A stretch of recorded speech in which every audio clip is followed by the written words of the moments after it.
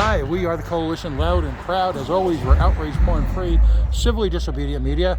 Again, we're in Newport, Rhode Island this afternoon, talking about a struggle that I would imagine most mainland Rhode Islanders aren't really familiar with it, and that's the affordable housing issue here out of Newport Island, or I should say Aquidneck Island. As I mentioned before, you've got considerable pressure here. You've got a lot of tech development.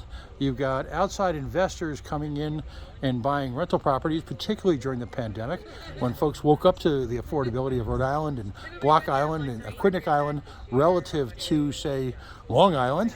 On top of that, you've got the Airbnb controversy ongoing, where you've got transitional housing that might have been affordable in the past being bought up and used as lucrative vacation properties. I'm sitting here right now with Rhonda Mitchell. She's the executive director of the Newport Housing Authority.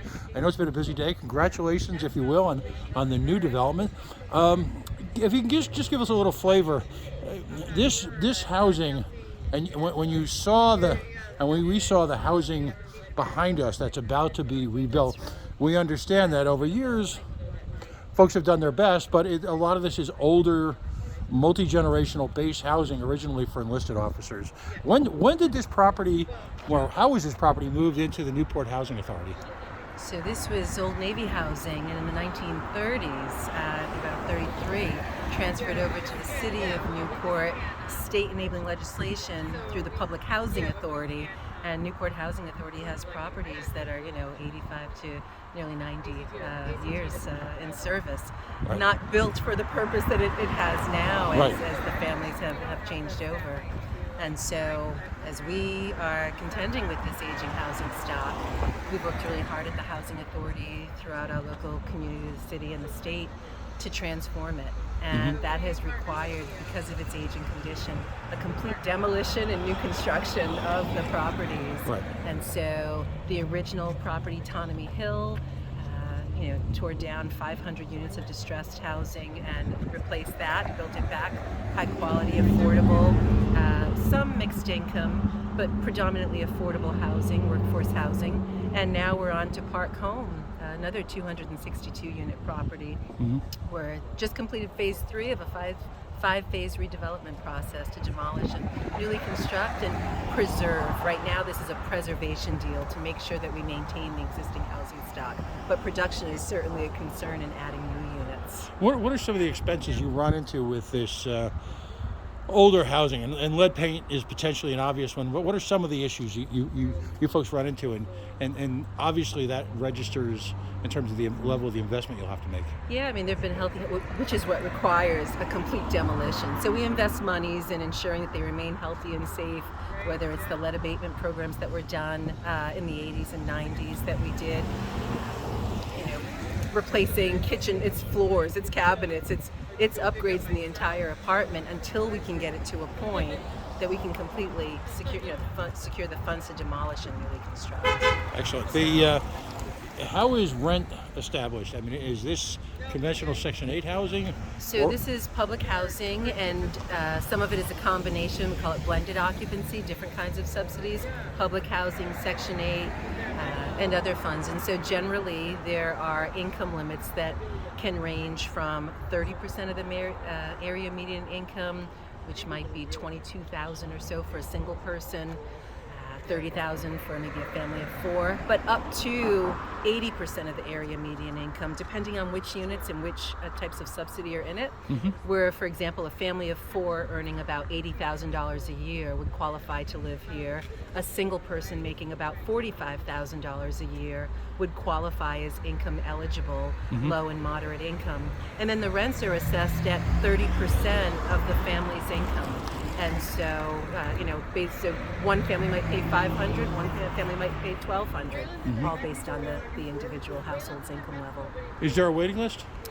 We have about more than 10,000 households on our waiting list. Wow. And we see maybe 50 to 60 turnovers a year between the 1,100 or so apartments or subsidies that we administer, which means it will take 150 to 200 years to be able to offer housing assistance to just the existing list. We won't be around to serve everyone. So literally, once these are ready to move in, they will be occupied within minutes. They're occupied.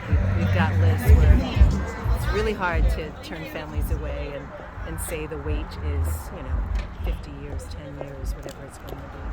Now, obviously, Newport has transformed dramatically from being a pure military base to being the Naval War College and strong ties. What I still call it NUSC, the Naval Undersea Systems Center. I know there's brand new acronyms, but you're also bringing in a young engineering and scientific community who, quite frankly, are well compensated. Is there housing on Aquidneck Island for people like that? How bad is the situation? We need housing at all income levels. We've heard from Salve professors as they're looking to retain and bring faculty on that we really need housing at all income levels. Our focus here at the Housing Authority are the low mod income households. An average 2-bedroom in Newport a couple of years, I think the study's already dated even to 2021 that said it was $1,400. We're paying in Section 8, $1,700 on a 2-bedroom, $3,000 on a 3-bedroom, and we can't compete. The landlords are telling us we can get more than that. Right. So it's just reducing the stock that's available. And as you mentioned, we're competing with Airbnbs. We've got student housing. We need all of these things in our economy, but we've got to have protection. If the pandemic has certainly shown us what as housers we've long known, but the critical urgency, the severe shortage of affordable housing, and it's at all income levels, isn't it? You're talking about engineers, yet it's our minimum wage economy. People who go to work 40 hours a week, every single week, and where are you going to find? On minimum wage, you can afford $500 a month, all utilities included. When's the last time you saw a place at $500 a month? Yeah, it's. I had the good graces of living in a rent-controlled Queens, New York apartment in the '90s. $440 a month, 2 bedrooms. There you go. 7 minutes to the number 7. Wow. 20 minutes to Midtown. Wow. Right. But even that wasn't really the answer because so much of the housing stock suffered because of underinvestment as a result of rent control, and you had, this disproportional generational wealth. Absolutely. I worked in an accounting firm in New York City, and an old-timey Broadway professor was occupying something in a Dakotas-like building for about $500 a month, an entire floor off of Central Park West. So obviously the answer is complex, but again, congratulations on the continued growth, and look forward to talking to you again soon. Thank you. Pleasure having you. Thanks. And so, of course, we are the coalition, loud and proud, outrage, porn-free, civilly disobedient media, broadcasting live today. Well, we are at the Park Home Phase 4 renovation, the Newport Housing Authority in Newport, Rhode Island. Contrary to maybe public conventional wisdom, if you will, Newport is experiencing some of the most significant affordable housing pressure in the state. I know a lot of us tend to think of Newport as a place to party on Thames Street or to tour the mansions, but affordable housing is an issue here. You've got significant conversions to Airbnb. You've had significant out-of-state money buying investment homes in Newport. And of course, you've also got then the equal pressures from housing requirements for summer and seasonal workers. That's right. You've got Navy folks here as this area continues to regrow from the days of the 70s. So of course we're here surrounded by, well, the vestiges of when naval battleships docked here. This is Navy housing. We're showing you in the backdrop some of the older housing that's about to be converted. When we're done, we'll flash back on some of the beautiful buildings that they've put in place.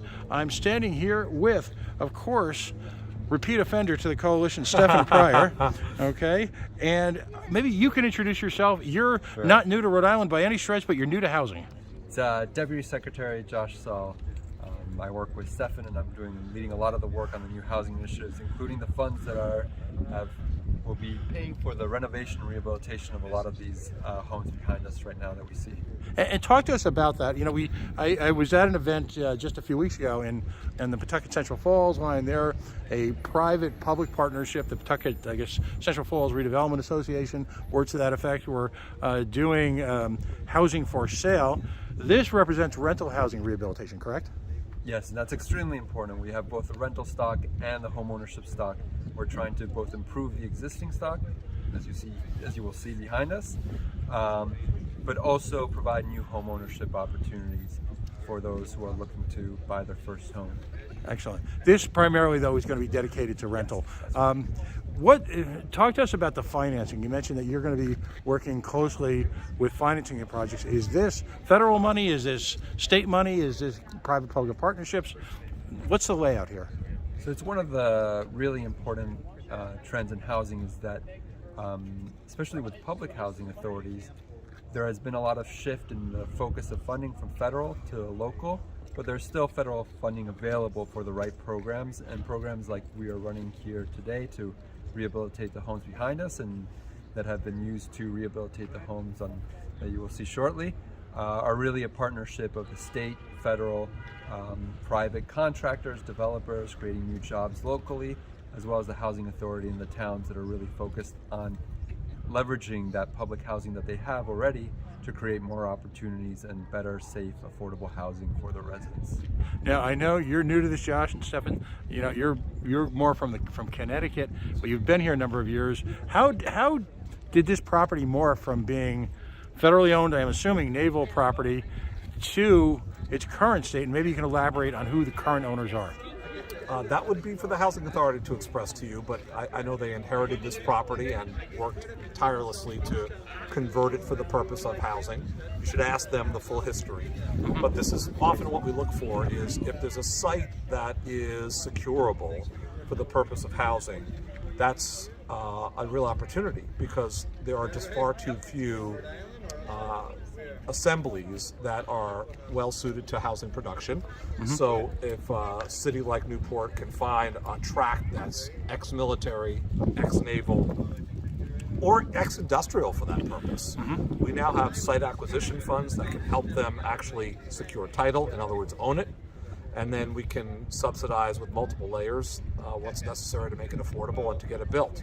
So it's a good example of that.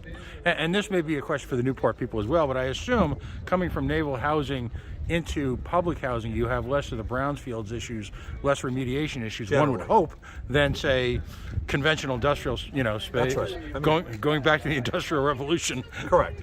You'll have issues like lead paint and like asbestos and other issues that are still pricey and important, of course, to the public health, to the habitability of the structure, but it's still easier than building from scratch most often. So yeah, it is really an opportunity. So, but we work with both. We also do ground-up construction. That is to say, we help to invest in ground-up construction because that's another way to build high-quality housing stock. And I think it's extremely important what you were mentioning in terms of healthy housing. There's so many health outcomes and disparities in health outcomes because of the housing stock that is older. What the Housing Authority has done here is really improved it, not just lead and asbestos and paint and all those things, but really the systems to ensure that our housing is equitable for populations, not just on the higher income spectrum, but for everyone. So whether your income is $0 or whether it's $200,000, you have a safe, affordable place to live in Newport. We're going to have to run. Okay. Can I put in one more? Nope. Sure. One more quick question. Broad ask: is this qualify for Section 8, and is this subsidized in the sense of an income-based rental payment? It is certainly income-based. And Josh, do you know the particular program? I believe it's traditional. I should confirm with the Newport Housing Authority before I. But it is rental assistance. Fair enough. I'll get with them. Thank you very much, gentlemen. Enjoy the rest of the tour. One last note is that, sure. Just want to note that one of the things that we're expressing today and promoting today is that the governor has proposed in his budget for use of the federal American Rescue Plan dollars $250 million for affordable housing, for housing at the lowest income levels, for workforce housing, i.e. for police and firefighters and teachers, everyone who needs to find affordability in this very tough, tight market. We're looking to do a lot more production and preservation of housing stock for this purpose. So it's really important if folks out there think that we do need to create more housing and make it more affordable and accessible to Rhode Islanders, this is the time. We do have the benefit of a relative abundance of federal dollars, and in many ways there's no better investment than housing. Fair enough. Thank you, gentlemen. Thank Enjoy you. the rest of your tour. All right, thanks a lot. Good to see you.